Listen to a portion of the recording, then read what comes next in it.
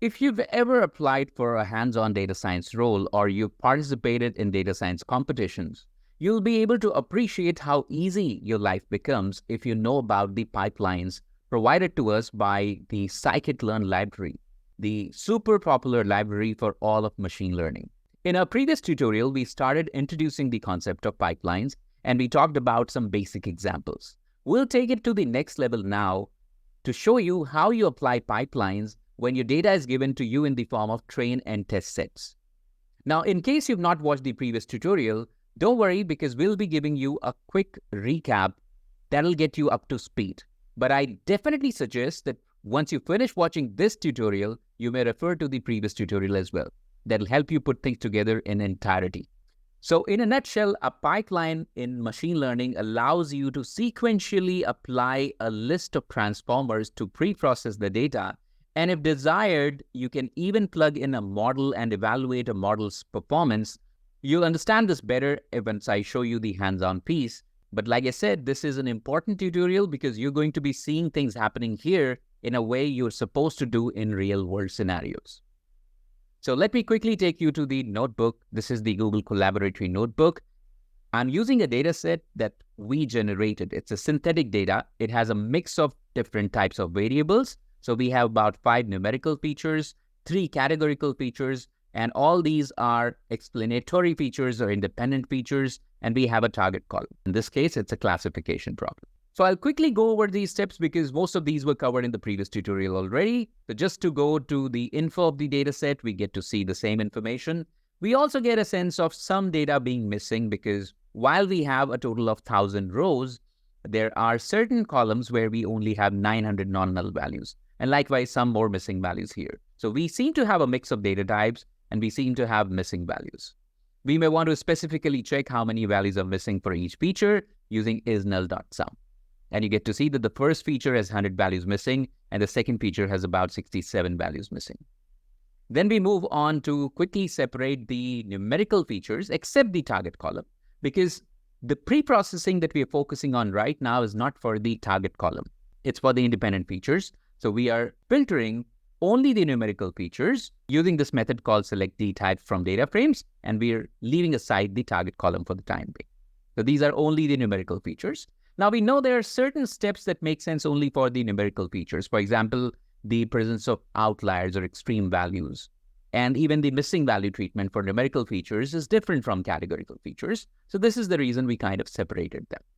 We are quickly visualizing the numerical features, enumerating over the numerical columns, and using the subplot to divide the plotting area into 1 row and 5 columns. We are doing the box plot for every single feature. And this would tell us if we have outliers present in the data. So we have most of the features containing some of the other outliers. That's where we are.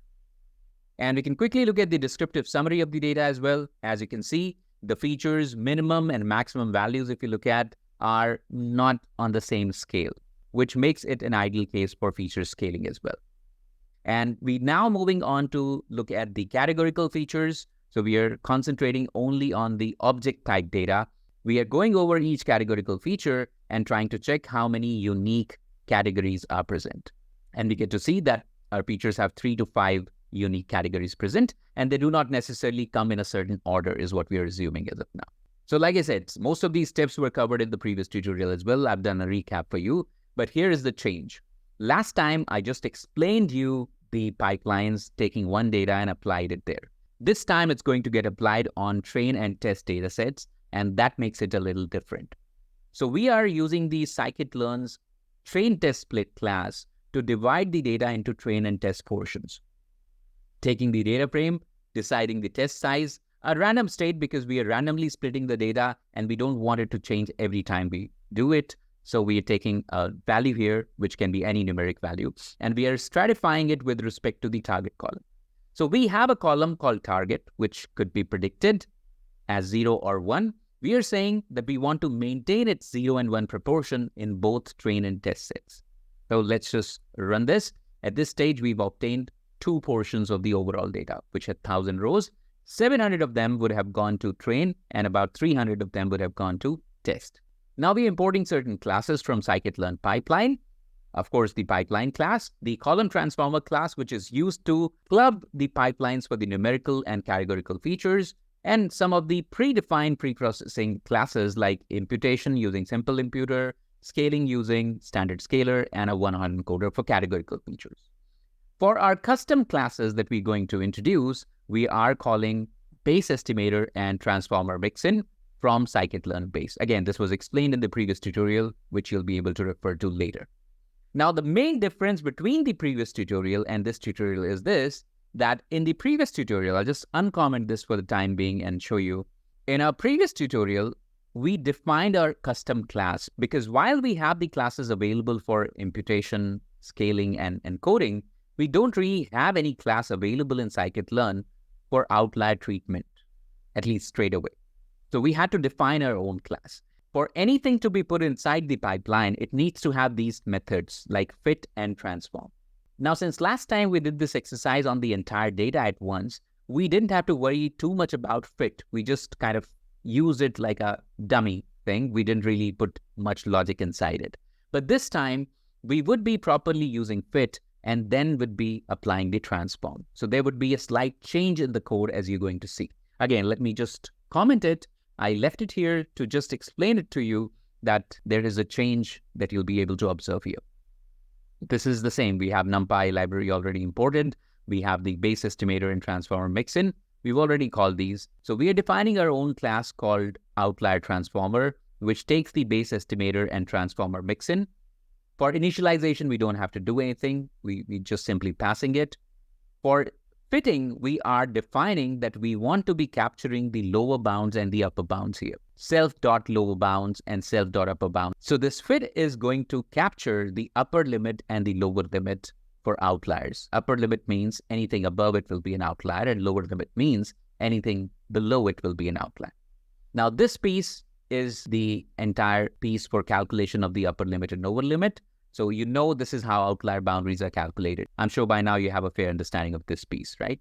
So this was simply a dummy kind of a code in the previous execution because we didn't have train and test data separate. This time we are properly defining the fit method within the outlier transformer class. Now let me show you the transform method. This is again required. So we are taking a copy of the input data that's given to us and we are actually applying the change here. So if you notice, the difference between fit and transform is that fit simply calculates and captures the upper and lower limits. It doesn't apply any change to the data. But transform here applies the change to the data. How? Using this np.where method, we are saying whenever you encounter a value less than the lower limit, you bring it to the lower limit, else leave it as is.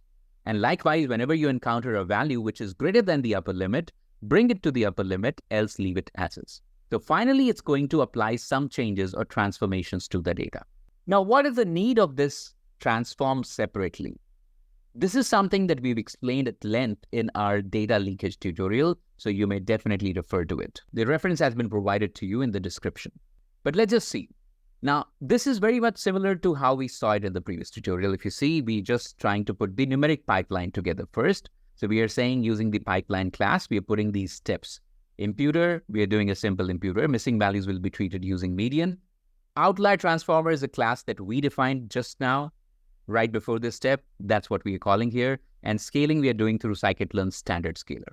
Similarly, for the categorical pipeline, these steps would involve the imputer, but of course, you will impute using the mode here.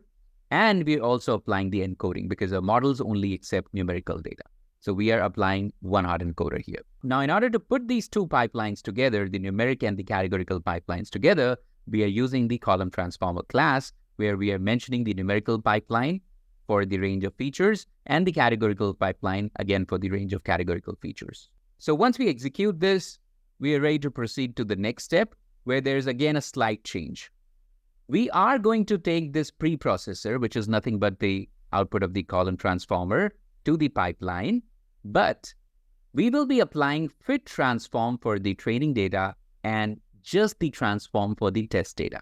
For test data, conventionally, you never do fit and transform. You only do transform. So where is this fit coming from? This fit is coming from the training data itself. This is the same thing that's been explained at length in the data leakage tutorial. So you may refer to it if you need more clarity around fit, transform, and transform. But I hope you get a quick idea that for training, we will be using fit and transform, but for test, we'll always be using just the transform method. So let's just run this, and I can show you the transform train data. This comes in the form of an array. These are the pipeline steps, as you can see, that we kind of discussed earlier as well. Since we are doing OneHotEncoding, the features are going to be more because you're going to take the categories and put them as a separate feature. So we are using the inbuilt method called getFeatureNamesOut to get the feature names here. Again, we are putting the features together, the list of numerical columns and the categorical columns. And now we are bringing the array that we got earlier as the transform data into a data frame format. To do that, we need that array and we need the original feature names, and this would help us get to that. So this has already been applied, and we can simply go ahead and check the missing values now. So instead of checking it feature-wise, I'm doing another dot sum here. IsNull.sum gives us the missing values by each feature. If we do another dot sum, it gives us the missing values by the entire data frame. So if you don't have anything missing in the data frame, there's no question of finding a missing value as a feature level. So we've done that.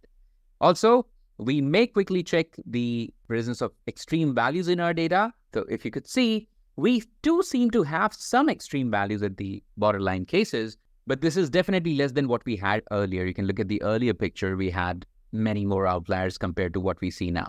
But it's not over yet. We want to check for the test data as well. So let's call the test data. This is again in the form of an array, so we can quickly convert it to the data frame format. We don't have to do that exercise of determining the column names again because we've already done that once for train, and that'll work here as well. So this is our test data, and we can check the presence of missing values on the test data as well. This is done, and we can check the presence of outliers in the test data originally first, right? So test data 2 had many outliers to begin with, and if you look at the outliers now after the transformation, let's see how it looks like. So we still have some outliers, but definitely looks better compared to the earlier situation. Also notice the scale is very different. You had features on different scales earlier, and you have applied scaling, StandardScaler on the data, so it is pretty range bound now. So the key takeaways from this tutorial would be, number one, the process of putting the pipeline together stays the same, but the way we bring our custom functions within the pipeline would have a slight modification. For this case, when we have train and test sets, we had to properly define the fit method and the transform method both. Second is, we always have to keep in mind that we have to first do a fit transform on train and just the transform on test. We can never mix this up. If we do a fit transform on test as well, or we do a fit transform on the overall data, that could lead to several problems, which we've explained in the data leakage tutorial. So hope this gives you clarity around how to apply pipelines when you're given the train and test data in two separate parts. Remember, we've limited the use of pipelines to data preparation, but the pipelines can also be extended to fit in a model and even to do transformations like principal component analysis, etc. But that will be a bit of a stretch for now, so we'll just leave it at this stage. Hope this helps.